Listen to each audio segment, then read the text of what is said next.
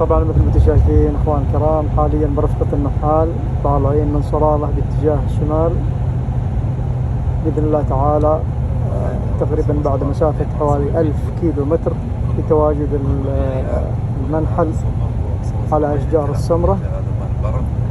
من هناك راح أوافيكم بتغطية مميزة بأشجار وعسل السمر اللي نوفر لكم كل مرة بأفضل جودة عالية.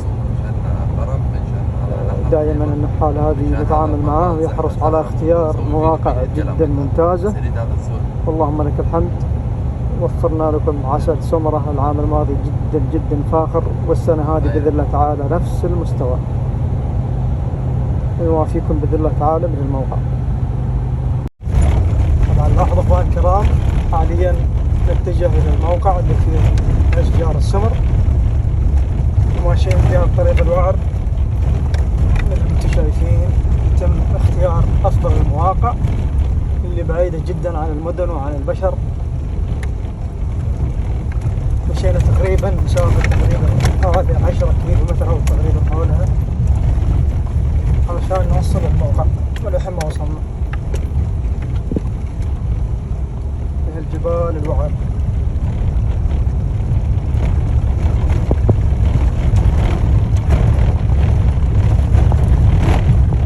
وصلت موقع تواجد الخلايا النحل على أشجار السمر. هذه شجرة السمر مثل ما انتم شايفين في هالمنطقة الجبلية الوعرة. طبعا اخوان الكرام لاحظوا ما شاء الله تبارك الله قوة التزهير، والنحل يرعى على شجرة السمر ما شاء الله تبارك الله، قاعد يمتص الرحيق من زهور السمر. طبعا اخوان الكرام سبق مرارا وتكرارا توفير هذا العسل وقلنا عنه تفاصيل جدا كثيرة. شجرة السمر شجرة برية تنتشر في الجزيرة العربية بشكل كامل مثل وعسلها يعتبر من أجود وأفضل الأعسال لمشاكل الباطنية، للمعدة، للقولون، للأمعاء، كذلك الجهاز التنفسي، ممتاز لفقر الدم، مناسب لمرضى السكري. وهي إحدى فصائل شجرة الأكاسيا مثل الطلح والسلم والسيال. من هذه الشجرة اللي تنتشر في الجزيرة العربية بشكل كامل. النحال ما شاء الله تبارك الله حرص على اختيار الموقع المناسب اللي تنتشر فيه أشجار السمر الصافي، ما في أي خلط زهور أخرى. وإن شاء الله بإذن الله تعالى راح نفرز لكم عسل السمر العماني الفاخر جدا الصافي الخالص اللي كل مرة نحرص على توفير أفضل جودة عالية من هذا الموقع. مثل ما تلاحظون اخوان الكرام هذه اكثر الخلايا يتم الكشف على البراويز علشان ناخذ البراويز هذه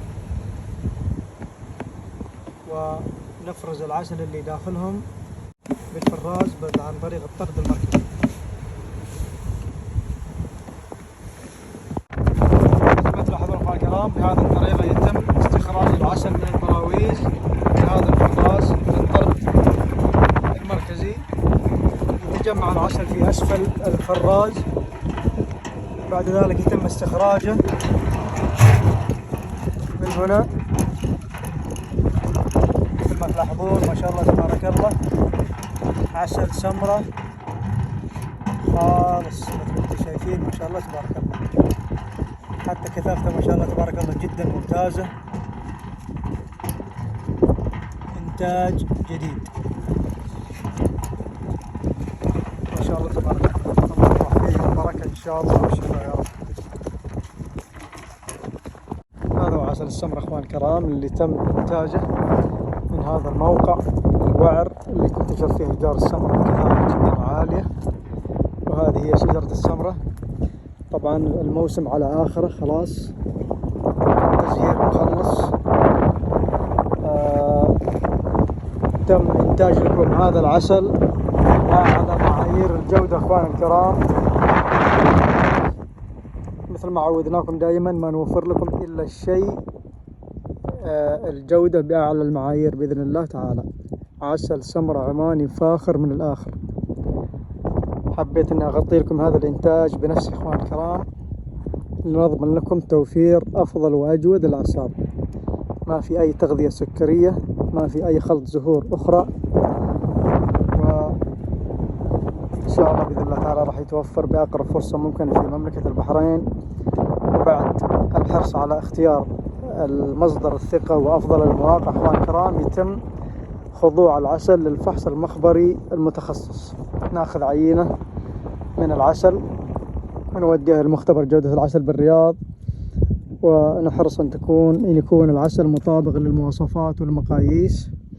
طبعا يتم تصفية العسل لاحقا في البيت عند النحال، يتم فلترته فلترة نظيفة أكثر، ونقدمه لكم بإذن الله تعالى بأعلى جودة عالية. شوفوا النحل ما شاء الله تبارك الله داخل القرشة.